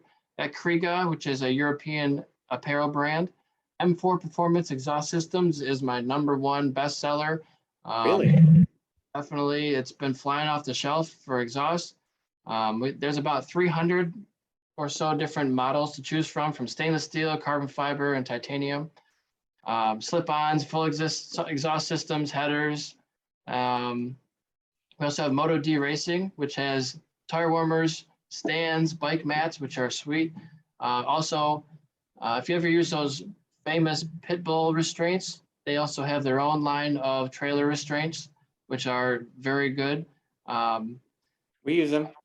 Yeah, Motul suspension setup tools, which helps set your sag and sets your suspension settings in a nice little tool so you can save all your settings. It's got a Bluetooth, goes straight to your phone. And as you know, setting your sag usually takes 3 people, one person to set the bike, one person to measure, one person sit on the bike. Well, this one, you can do it all with one tool. So helps garages and just racers or street riders. Anything with a chain, you can use it on. Brand new brand is Muppo steering dampers. They also have Muppo makes suspension parts, but I don't think we actually have the suspension components yet. We just have the steering dampers. OGO Power Sports, all the bags and gear bags and things. Don't have the lifestyle brand for OGO, but just the Power Sports line. Spark exhausts from Italy as well. Starlane Electronics is something that I just bought myself. I got a GPS lap timer. It's a data logger that you can hook up suspension potentiometers to and different brake pressure and throttle pressures and all that. And a bunch of the models, you can have a direct link into your motorcycle. So it hooks up right into your ECU, so it gets all that data straight from the bike. So it's bike specific for some of the lap timers. Revit, motorcycle apparel, so all the suits and gloves and all the great gear that they have. They have a lot of off-road and touring gear as well. Roland Sands Designs, very famous gear brand. I don't have their parts, but I do have their gear. Rucka, Rocker are both European apparel brands, and WRP Works Racing Parts, brake pads, and they have other items as well, but we just have the brake pads for right now. So those are the main 24 brands I'm working with. I actually just bought them. Dude. There's a lot of them, man, and I didn't even say them all. There's Are you gonna do you're gonna do a website so people can just order stuff from you, or you're gonna rely on the email thing? So what I do is I have my own website, ericswanracing.com, and you can buy from me at shopesr.com. I also sell on eBay and Amazon, and sometimes Craigslist, like local marketplaces and Facebook Marketplace. But the biggest one right now comes from Amazon and eBay, and then my website's probably third because there's already hundreds of millions of customers on those two marketplaces. So I got to go where the people are. Right. I'm doing this podcast to help bring people to my website and kind of create an audience. So what you need to do is hit up Yost at Attack and become an attack dealer. No, that's an option. I don't remember if I sent them a proposal, but man, right now with all the brands that I already have so much work. I can't take on anybody else for next year and a half, 2. I don't even know how long. It's gonna take years to get all that stuff online. I hope not. Hope it's weeks, but I've just been plugging away. I'm in a little bit of a unique situation because I'm doing it out of my basement. I don't have any brick and mortar. I don't have a massive warehouse. So most of it's dropship based. And that way I can actually sell these parts instead of having a massive investment of hundreds of thousands of dollars to store this inventory. I can't afford that. I wouldn't be able to do this business. I definitely hear you on that. Like you don't see a whole bunch of Yosh stuff here and attack parts here at my house. Yeah. Right. Like, right. And it works. I mean, I work from home. I have a full-time job, but I work from home, and this is my home office. Okay. And yeah, so I totally get you, man. I'm gonna scumbag you into showing up to that Laguna event. You watch. Man, I really want to. I just this season is going to be a new journey for me because last year I track marshaled at 3 different organizations, and they all said they wanted me back at all of their events. So that's cool. I might do that kind of full time. Is the flag worker, course control types are kind of normal everywhere but here in California. Yeah. Like there's some really distasteful jokes that you could say about some of the corner workers here, like what do you call a corner worker with all his teeth? Oh. The new guy. Right? So sure. There's it's a job that nobody wants. I mean, it's hazardous. Well, no, it's not so hazardous. It's freaking miserable because here it could be 30 degrees outside or it could be 130 degrees outside. Yeah. And they're doing that stuff like all weather. And that's like got to be the worst job ever. And that job doesn't really pay well. So, dude, the types of people that are willing to do that job out here anyway. I mean, dude. Yeah, it's an eclectic bunch of people, I would say. And yeah. A lot of the times, or at some of the tracks, the workers live at the track. They might have like a trailer home or some sort of camper that they bring there, and they live in that most of the year because we don't race all year round here. And then they go back to their main house the rest of the time. So right, they can probably stay there for free type of thing. I don't know what the arrangement is, but yeah, it's a very unique set of people. I like doing it because maybe I'll get another job from doing this or talking to all these people or like talking to you. Maybe I'll come work for you. I have no idea. I'm just saying, like, I don't have any money, dude. I'm a broke scumbag too, man. Like I'm just saying it's a cool gig and I like being at the racetrack and I'm meeting a lot of cool people doing it. And it's a job I enjoy. And it's not really meant to pay the bills. It's kind of a supplemental thing. And my business is supposed to be funding me. That's the goal anyway. Right. So well, hopefully we'll see you come out. I mean, there's those guys that rent bikes. I mean, they could make arrangements for you, and I'm sure you'd have a good time out here and build some content from it. Yeah. For sure. Yeah, it could be a business trip, and I got my suit right over there, ready to go. Airbag? I you have an airbag in there? Gear. It does not. It's an Atom suit, I believe. Alpine Stars Atom. You gotta get an airbag, bro. Like I would like to. Yeah. I for sure would like to. And now I sell Revit. So if Revit's got a suit, I should be wearing their gear. Do they have an airbag? I don't know. I got to look through their catalog again. Probably their higher end suits do. I was just messing with their inventory just today, actually, just trying to move things around.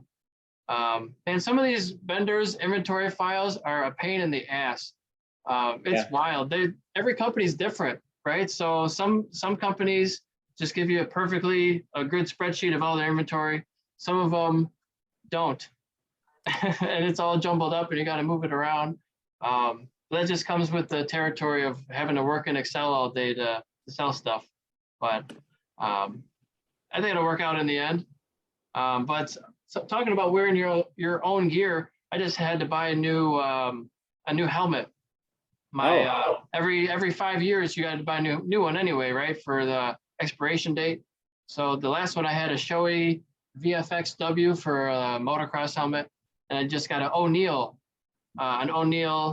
I think it's like a carbon fiber, one of the top of the line S10 helmets, I believe it is. And it's awesome, man. It's super lightweight, and I sell it. So like, why not wear it? Right. It's like I'm a billboard for myself now. Right. I mean, we just did a deal a week ago for next year and beyond. We're moving the whole program to KYT helmets. Okay. And those guys, they have helmets in MotoGP, and I mean, they're so much lighter than what we're used to wearing. It's shocking. And then the eye port's super huge. And so before I took the deal, I obviously went and tried them on and checked them out. They all looked great and everything. But then I'm like asking around. So, I reached out to Stefano, like he's wearing those things, and a couple other riders as well. One of them's a journalist, friend of mine, and he wore it in like a photo shoot or something. And I was like, okay, guys, what do you think? And they're like, dude, this helmet's legit. And then I called Bruno from Mythos in Switzerland. Like, I called Bruno on WhatsApp, and I was like, Bruno, what's up? And he's like, oh, that's a very good helmet. Really? Wow. Yeah. So, we signed the whole team. So the guy, actually, I think the guy from KYT is coming this weekend to kind of shake hands with the team. And we're actually going to get like a MotoGP like custom fit for the whole crew. That's awesome. Yeah. So the custom fit, they do cheek pads as well. They change them out to get the liner, the whole thing. Yeah. He was like ting, ting, ting, ting, ting on my head. He's like, how does that feel? I'm like, what am I supposed to feel, dude? Like, it's like 1 or 2, right? Yeah. 1 or camera 2. 1, camera 2, yeah, exactly. It was pretty neat though. And like, we're really looking forward to it. Hopefully the thing is as advertised, because it's a big scary thing to change helmets. But man, the way I looked at it is like, if these helmets are good enough for those crazy maniacs in MotoGP, they're probably good enough for a bunch of track day dummies in SoCal. Oh yeah, right? I mean, if anything's FIM homologated, it's up to the test. Because I think there was I don't remember what helmet brand Cam was in, but didn't he have to change helmet brands? Well, are you talking about Cam Beaubier? Yeah. Yeah, I think he did. I think he changed to another brand over there. Well, I think he was in I can't remember what he was in here. He was in a Bell for a long time, and he may be back to a Bell again. I'm not sure. I'm pretty sure he went back to a Bell, but yeah, I think so. I think the change to back to Bell, he just was home there. So I don't really know the specifics on that. Yeah. And I was always a Shoei guy. They helped me out for a little while, but not anymore. So it's like, well, I don't have any road racing helmets now that I have a super great discount on. Right. Just got to pay out of pocket if you want the best. Or I mean, I could send you the track days discount for the KYT thing if you want to go there. Yeah, I'll consider it. I do have a fairly recent, what is it? It's not the top of the line at Shoei. Wasn't the X14 with the aerodynamic advantage? RF helmet? Yeah, it was the 1400, I think. Okay. So Yeah, you can look. I mean, I was a Shoei guy for a long time. oh, So, nice. Yeah. you know, we've been with Shoei for a long time, and there's been some changes there, and for whatever, like, I'm sure the pandemic probably contributed to some of it as well. But the opportunity to make this move to KYT, like, it's got the whole crew super excited. Yeah. You know, Yeah, it's exciting, and it's a their newer brand. carbon, like bare carbon. I'm like, dude, I wonder if my painter guy would sand that down and like make it matte finish or something. Like, I don't Probably know. get a paint job on it. Yeah, so like I think the most of them are going to be like the carbon with a color on it, like a neon yellow or something, or red. Yeah. And then mine is going to be a white one, and I'm going to give it to the glitter man. That's what I call my painter. Yeah. Matte color zone. And did you ever see pictures of my R1, the glitter? Yeah, I saw some of it actually. I was just looking at pictures today. Yeah, it's like bass boat metal flake, kind of like 80s lowrider. It's pretty obnoxious. Pretty and unique. yeah, so I think I'm gonna give him that helmet and be like, hey dude, lowriderize this thing for me too. If you put some chrome on there. Whatever, dude. I'm like, gold leaf, maybe put my number in gold leaf or something, like super and just ridiculous. Badass. Yeah, you gotta have fun with this stuff. You can't take yourself all serious. Like, the reality is, we're a bunch of club racer dummies. Like, that's just, if you're not having fun doing this, what the fuck are you doing it for? Oh yeah, I mean, it'd be awesome to get like a helmet painted or graphics. I think it'd be really cool to customize something like that.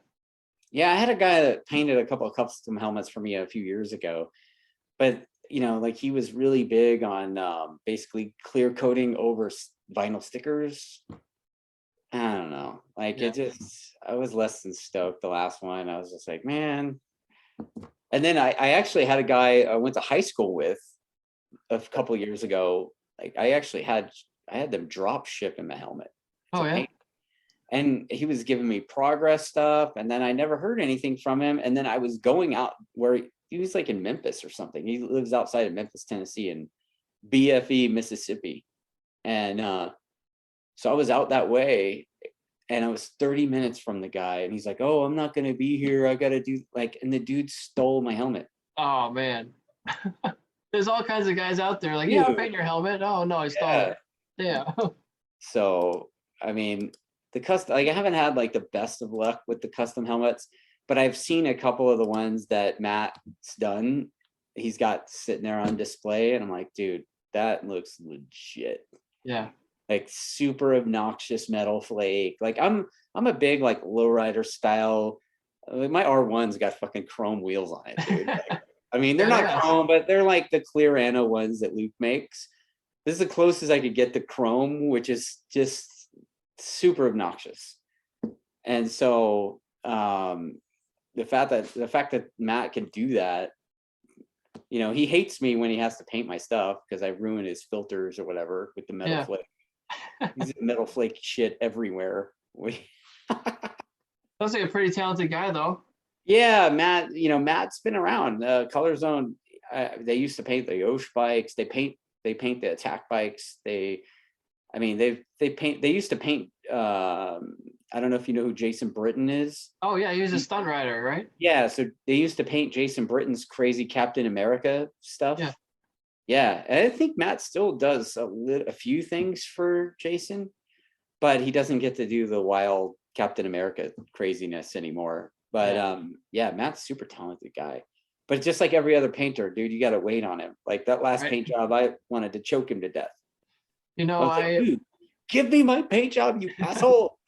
Just got to give him a deadline. You can't say, oh, give it No, to me dude, I give him a deadline. It doesn't matter, dude. Nah, the deadline doesn't matter. It's just, they got to feel it at the moment. Yeah, have some inspiration. Yeah. So, I dropped body work off at him. I got to give him another tank and some more body work. But yeah, like, I'll just give him the helmet and everything all at once and be like, here, fucking have at it, dude. So for being on the track for what, 20 some plus years, I got to imagine you've had to switch up your livery a couple times, your paint scheme and all this, your colors. I mean, the same thing. Yeah, I mean, when I started racing, I was running red bikes, you know, because it was super simple, you know. I ran a primer black bike once. That was dumb. Hot. And then I had a Suzuki that had like it was like silver and black with like a neon red streak down the side. I raced a Cowie that was Yamaha blue with like neon yellow lightning bolts on it. That was so then from then until 2020, the neon yellow thing was like my thing. Like it was like you know, all my bikes were neon yellow and blue in some way, shape, or form. And then this year I was like, you know what? It's kind of played out. I'm gonna do the metal flake thing. Yeah. And dude, like it's just night and day, dude. Like ditch the neon, go straight for the metal flake lowrider, you know, obnoxiousness. And I'm gonna stick with that for a little while. And I mean, who knows? Switch it up, maybe. Change Yeah, it. dude. So anyway, that's And I know some people are really adamant about you can't have too crazy of a paint scheme because then you're not going to be able to repair it once you crash it. I don't give a shit about that because the reality is when you crash the thing, you gotta get new bodywork anyway. Yeah, most of the time, unless you're going to just patch it up, right? I mean, you know, this last one, it didn't ruin the upper and lower. Like I'm probably gonna reuse that. But yeah, the tail section was just destroyed in that. Crash, yeah. Yeah, it was. I had a weird electrical thing, and you know, I'm like, why won't the thing shift? You know, and I looked down at my dash, and then boom, from behind. So got rear-ended. yeah, and it messed the bike up pretty good too for such a minor.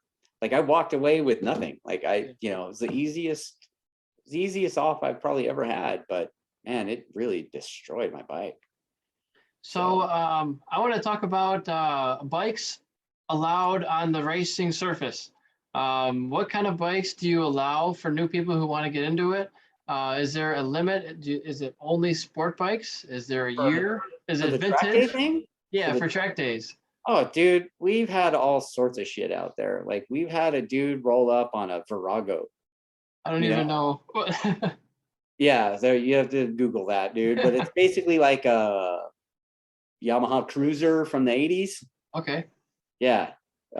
We've had dudes on BMW GSs.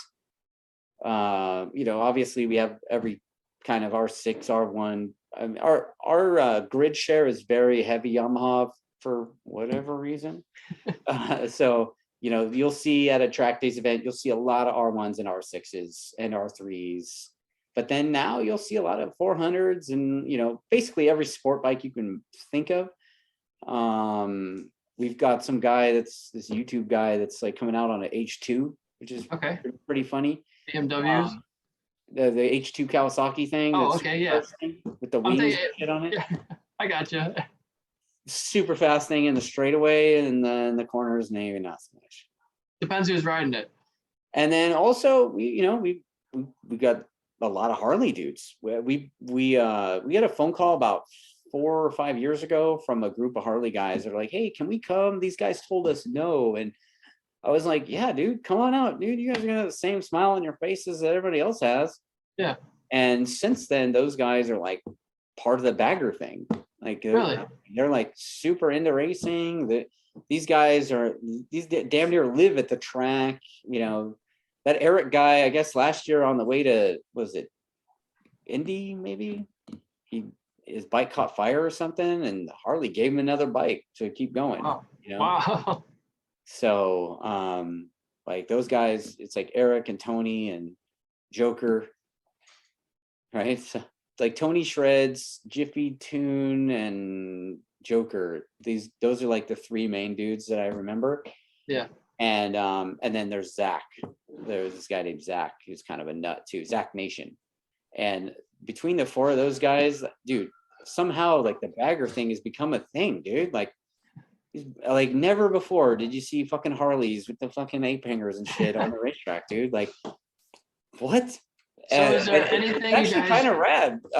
You know, I think it's kind of rad. It's different. It's they're not doing the same thing that everyone else is doing, and people are kind of joining them. I mean, at Laguna Seca this past year, I saw more cruisers there. It looked like Daytona Bike Week, man. That's awesome. It's a whole new demographic that we're not really tapping into yet.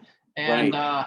I don't, it's more fun to race a sport bike probably, but it's not Dude, unfun to race a Harley, right? I'm gonna tell you something, man. Some of those Harley dudes at Laguna, they would have been top 5 on the 600 class. Probably Dude. so. They're not Yeah. bad. I They're mean, talented. it's like, dude, are you serious? You're taking that thing and doing that lap time with it? Yeah. You know, like I'm a big fan of the hooligan thing too, the super hooligans, because that's like a class of all sorts. Yeah. You know, it's not just the big twins thing. It's like you got some rando KTM, whatever the hell. You've got the Ducati, whatever the hell that thing is. You've got the Indian. There's some Harleys in there too, maybe like a Dyna or something. I mean, there's just, it's like this giant mix of whatever the hell, and it all grids. I mean, that was the biggest class at Laguna Seca last year for Moto America. No Yeah. shit. Like that hooligan thing, there was probably 100 bikes in the pits just for that class. That's a lot. So, I think it's awesome. You know, anything to drum up excitement for our sport, dude, I will fully endorse that. Because And you look overseas, and a lot of them in some other countries are doing scooter racing. It's huge in like Thailand, and I even know a kid, Keegan Brown. He was in Moto America. He's done a couple rounds. He's in the 400 junior class. He's trying to make his way, and he found an opportunity. He went over to Italy and he raced scooters over there with like top level scooter racers. And so yeah, I'm going to talk to him actually later this month in December, I think the 21st or something, a couple weeks from now, 2 weeks. Yeah. And get his perspective on that and talk to him about that, because I've never done scooter racing. I started on a Kymco People 250, a CVT 1-gear scooter. It went 87 miles an hour. It was not a slow scooter. I mean, you could race these things. You'd probably have to take off the center stand because I was dragging really easily. You're not going to have that great a lean angle, but you just race the machine to what you had, you know? Yeah, I'm not keen on racing my pit bike, but if people are into that, like, have at it, dude. Minis. What'd you say? Minis. Mini I racing. don't do the mini thing either, man. I look like a gorilla on a tricycle. No, dude. The No. 50cc. No, it's not happening for me. What's I know your a lot of guys that do it. I know the Ovale thing is getting kind of popular. You know I got a couple of friends that have the Ovale thing, and that bike's actually pretty legit for a mini. Yeah. But I still look like a circus bear if I rode one, man. I just can't do it, dude. So what's your lowest CC you'll ride for track riding? For me or for like customers? For you. Dude, I don't even like the little bikes, man. I'm a R1 guy. We have an MT09 SP, which all my staff guys fight over that thing. Like, Yeah. I've got a guy, he's like a former Marine, you know, he was one of the hats. And he's scary. So I just let him ride it, dude. Like, Yeah. Marcus Jackson, like, you can have it, dude. Like, go ahead. It's yours. Like, whatever.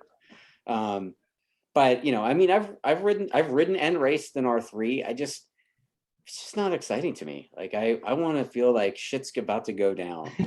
And you know, I didn't have that feling on the little bikes. So It sounds like you've maybe just outgrown it a little bit. You've no, dude, it's not that. Like, I mean, I've got staff members that race really competitively on the R3s, you know, championship winning club racer types, and they love the thing. You know, they love getting in that little bike thing and the big swoopy lines and all that. And I just was like, dude, the whole time I was riding the thing, I was like, oh my God, it's gonna take forever to get to the next corner.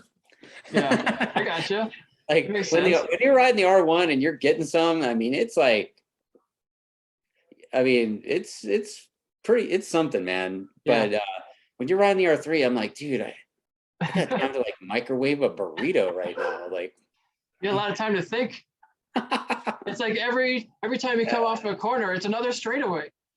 Yeah. So like, that's, you know, maybe I'm an asshole or whatever, but like, that's my personal thoughts on the thing. Like, I think people do it and they have fun, and it looks awesome when when they're getting some.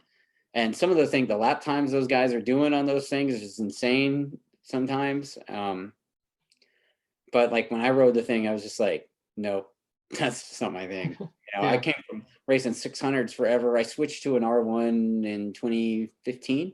Okay. And I've been an R1 guy ever since then. And I love it. The things, ever since the R1 came out in 2015, the updated electronics one. And then, I've had the 15, I've had an 18, and now I have a 20. And the 20 is probably the most well-prepared motorcycle I've ever owned. And man, I love the thing. It's amazing. It's like closest thing that I could get to a super bike without having a super bike. So it's pretty much everything except the engine. I do have cams. Okay, so you got a little bit of work done. Yeah, I was, Richard will bust me for not telling the truth here, but I was too much of a cheap ass to let him take the head off and do his thing with it. Yeah. So I basically have a stock head with cams, but I have stacks and cams and the harness and the ECU and that kind of stuff. And then, Okay. Richard was kind of generous on the boring tool in the back of the swing arm and that kind of stuff. And things, and triple clamps and rake cup and Richard's billet oil pan and pickup. And it's a healthy R1, dude. But and suspension and you got those core motor brake lines. Yeah. Wheels. I mean, it's like a club racer super bike, I guess. Yeah. Right. That's It's sweet. super duper stock. Right. And I love it. That thing. It's like when you're getting some on that thing, the hair on the back of my neck stands up, and I'm like, hell yeah, let's do this. On the R3, around that thing. The R7, also, that thing's a little bit more fun than the R3, but it's slow. Everything compared to the R1 is slow, right? So It's like, dude. Is there anything that you would want still on the R1 that you don't have now? Is it like keyless ignition? Dude, I don't. Wire? Dude, real race bikes don't have keys. Come on, man. Right. Yeah, you don't have a key when you have the Kyt harness, So, yeah, there's probably a lot of little knick-knacky stuff you could do to it, but I just want to ride the thing. Yeah. So, I've got the i2M dash, which I'm waiting on because I had to have it repaired. That's the AIM? No, it's i2M. i2M is the brand? Yeah, so it's like it's a dash that like has an integration with the Yamaha stuff, so you can see your power modes and all that like stock, but also has data and GPS and this and then blah blah blah and all the shenanigans. Yeah. And the unfortunate thing is if you jack one of those things up, you got to ship it back to Italy to have them fix it. The big bill. Dude, I shipped that thing back to Italy before Barber, and apparently it's just getting shipped out today to come back to me. Yeah, international shipping has gone crazy lately, especially with the holiday season. Yeah, so but yeah, like for a club bike, dude, like I mean I could make the thing gnarlier, I mean I could have Richard do the thing on the head and all that, but is that going to make me faster? Probably not. Right? Might slow you down if you got too much power, you can't use it all. Yeah, I mean, I had them build me a 600 a few years ago, and I was doing pretty well on a stocker, and we built it and made it. This is like before electronics or anything like that, and the thing was just an evil. It was like it made it evil and hard to ride, and I went slower on it. Yeah. So this thing though, with the electronics and all the nanny shit on it, it's like, dude, you can choke the power out of the thing in first and second gear and ETB stuff, and you can mat the throttle and you hear the thing crackling and popping at the corner exit. Yeah. It's pretty That's neat. Awesome. Well, we are kind of approaching our 2-hour mark already. Yeah, man. Comes up quick. We got a couple minutes left. Where can people find you online? Are you a video maker? Are you an Instagrammer? Where are you? Yes. Our website's trackdaz.com. That's where you could sign up for that. I'm at TRACKDAZ on Instagram. You could find the Track Days channel on YouTube. I do stuff like this as well with Richard quite a bit, doing the Superbike Genius thing. So definitely check that out. We've got a pretty good one about the Yamaha electronics that we did. And we're working on doing one for triple clamps. So we're going to do a triple clamps 101 video. A lot of people don't know about triple clamps or what you should do for them or why they help. Yeah, why they help, why you get them, and what kind of, why you switch the cups inside, and, and what about the rate cups in the steering head? What does that do? And so, yeah, we're going to get really in depth with that and to give people accurate information of why they want the triple clamps, other than the fact that they look badass on your bike. I mean, that's me. I'm just like, I'm the dummy. I just ride the thing, but yeah, I say that all the time with Richard. I'm like, dude, I don't know what you're talking about. I just ride the thing. It just looks nice. Yeah. Yeah. So anyway, all right. Yeah, it's been fun, man. It's a good chat. For sure. And if you ever want to collaborate with your deal that you got going on over there, I'd love to come on there and just try to network. And I'll bring you onto mine, and I'll continue to scumbag you into coming out to California and racing with us. For sure. I love the what is it? The you're just trying to get me to do it, I love it. And peer pressure, that's the word. And maybe I could get Richard on here at some point. Peer pressure you. Yeah, maybe. Richard's he's a unique individual. Sounds like a busy guy. Yeah, he's super busy guy. Like, I have a pretty good rapport with him. We're pretty good friends, actually, and you can kind of see that when we're talking. He's usually a big scary guy that people are afraid of in the pits, and I just talk shit to him and vice versa. Yeah. So it's a good time. Well, very good. I actually have no other podcast I have to edit, so this will be the next one I publish. Okay. So it should come out pretty soon, I think, in the next, hopefully, week, I hope. Cool. And I'll tag you in it and make sure you publish or you share it as well, so we can get as many eyeballs on it. Absolutely. And, we should also, get people watching the thing and encourage people to subscribe to your channel or whatever and all that. So yeah, and we'll tag everybody we talked about, and so they can get some mentions. And thanks for talking to me, and I gotta get some dinner now. All right, man. Right back at you. I actually have to do another Zoom as soon as this is over. Oh, perfect. Busy guy. All right, man. Take care now. All right, you. Bye-bye.